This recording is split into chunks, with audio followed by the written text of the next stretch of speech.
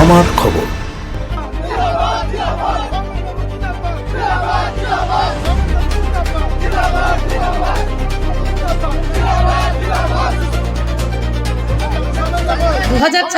বিধানসভা নির্বাচনের আগেই রামপুরহাট মহকুমা আদালতের বার অ্যাসোসিয়েশনের নির্বাচনে বড় ধরনের হার তৃণমূল লিগাল সেলের।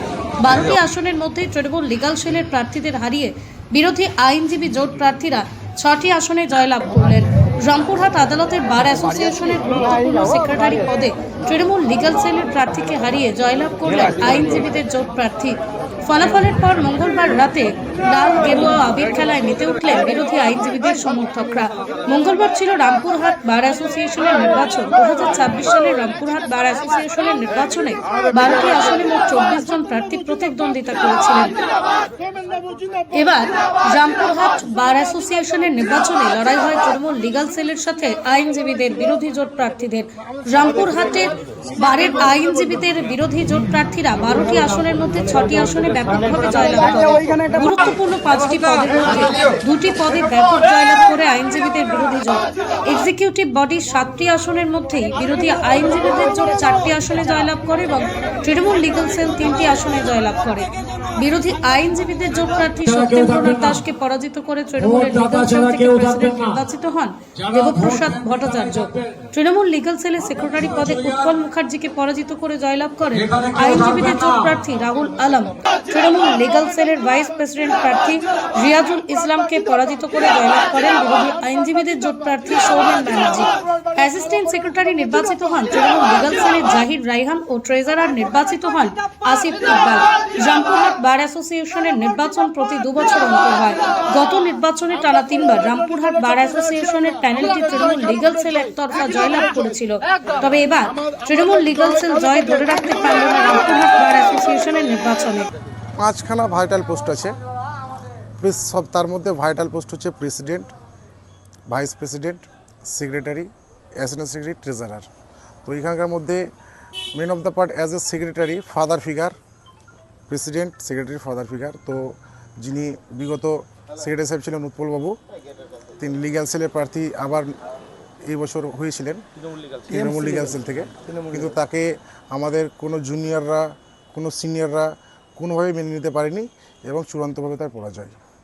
এটা একটা মানে চূড়ান্ত বড় ধরনের হার বললে কোনো ক্ষতি হবে না। তৃণমূল লিগাল সেলের যে কমিটিটা ছিল, কমিটিটা পুরো ভেঙে গেল।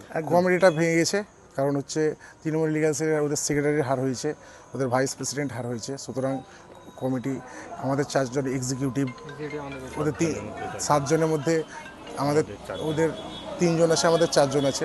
সুতরাং আমাদের মেজরিটিটা বেশি। 12টা আসনের মধ্যে তৃণমূল লিগাল সেল কটা পেয়েছে, আপনারা কটা পেয়েছে?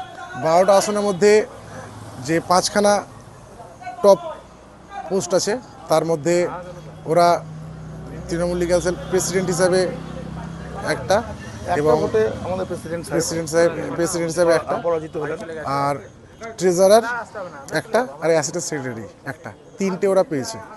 আর নিচে এক্সিকিউটিভের মধ্যে 3টে পেয়েছে, মোট 6টা। 12টার মধ্যে 6টা ওদের, 6টা আমাদের। আমরা president, secretary, assistant secretary, vice president, treasurer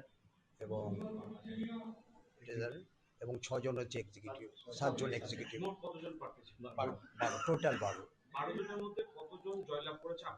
এখন এটাকে অ্যাকচুয়ালি আমরা জয়লাভ করছি, প্রেসিডেন্ট পদে আমরা জয়লাভ করেছি এবং ট্রেজারার পদে জয়লাভ করা হয়েছে, অ্যাসিস্ট্যান্ট সেক্রেটারি পদে জয়লাভ করা হয়েছে এবং আরও আমাদের এক্সিকিউটিভ যেটা ছিল 7-এর মধ্যে আমরা 3টা পেয়েছি, আমরা জয়লাভ করেছি।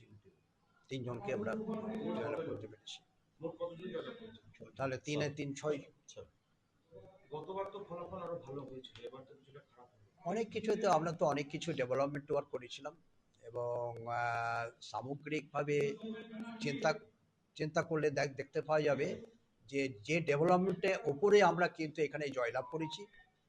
আমরা ডেভেলপমেন্টকে লক্ষ্য করি এবং তাদেরকে দেখিয়ে তাদের সাহায্যে আমরা যে উন্নতি করেছি সেই উন্নতির পরিপ্রেক্ষিতে আমরা আজকে জয়লাভ করেছি। বিরোধী প্যানেল যারা দাঁড়িয়েছিল তারা বলছে তাদেরও ভালো জয় এসেছে। তাদের কোনো দল কিছু না, ওরা হচ্ছে কিছু অর্থাৎ বিভিন্ন রকমের বিভিন্ন ছেলেকে নিয়ে একটা দল গঠন করেছিল। তাদের কোনো নির্দিষ্ট কোনো ছিল না, বিভিন্ন দিক থেকে বিভিন্ন জনকে নিয়ে একটা দল গঠন করেছিল তাদের কোনো আইডেন্টিটি ছিল না, এবং মানে উন্নতিটা কি দেখাবে, আগামী দিনে কি পথ দেখাবে, সেটাও ওরা ঠিকভাবে দিতে পারেনি। এবার তো সেক্রেটারি পদটা হাতছাড়া হয়েছে। সেক্রেটারিটা আমাদের ওই রাহুল আলম বলে সেক্রেটারি পদে নির্বাচিত হয়েছে। আমাদের যিনি ছিলেন উৎপল মুখার্জি কিছুটা ভোট কমের জন্য সেই জয়লাভ করতে পারেনি। বীরভূম জেলায় সেনকো গোল্ড অ্যান্ড ডায়মন্ডসের মেগা শোরুম এখন বোলপুরে নতুন রূপে শান্তিনিকেতন রোডের উপর ইয়েস ব্যাংকের কাছে। দক্ষ কারিগরিতে তৈরি হালকা থেকে ভারী ওজনের আধুনিক ডিজাইনের সোনা, হিরে, প্লাটিনাম, রূপোর গয়নার বিপুল সম্ভারের সঙ্গেই দ্বিতল এই শোরুমে রয়েছে কস্টিউম, জুয়েলারি এবং গ্রহরত্ন। বিভিন্ন সময় আকর্ষণীয় নানান অফার তো আছেই। বিস্তারিত জানতে যোগাযোগ করুন 8001607007 এই নম্বরে। দেখতে চোখ রাখুন আমাদের ফেসবুক ও ইউটিউব চ্যানেলে।